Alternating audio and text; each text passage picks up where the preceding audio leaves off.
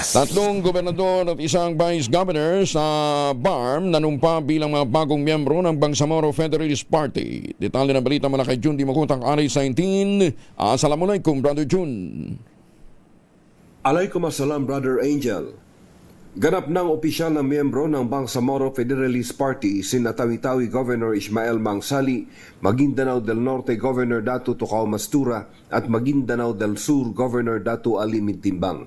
Kasama ring nanumpa si Basilan Vice Governor Jim Hataman Saliman, 10 ng 11 mayors ng Basilan na dumalo sa naturang aktibidad ng BFP sa Cotabato City.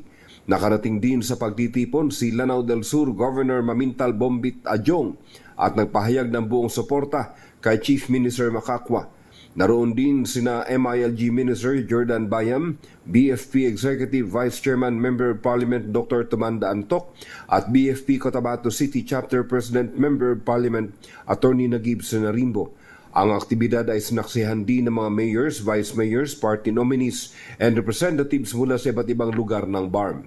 Sa pahayag mula kay Bangsamoro Federalist Party Chairman and President BARM Chief Minister Abdul Rauf Makakwa, ang desisyong ito ng tatlong governors at ng isang vice governor na sumanib sa BFP ay mas lalo manong magpapalakas ng political alliance ng BFP at mas pinalawak nito ang circle of leaders na may common vision para sa Bangsamoro. Sa kabila ng umiinit na politika sa first parliamentary elections ng BARM, nananatili umanong klaro ang commitment ng BFP ayon kay Makakwa, ang protektahan ang bunga ng peace process, ang pagpapalakas ng autonomy at ang pagsulong ng development na ramdam ng mga community sa BARM region.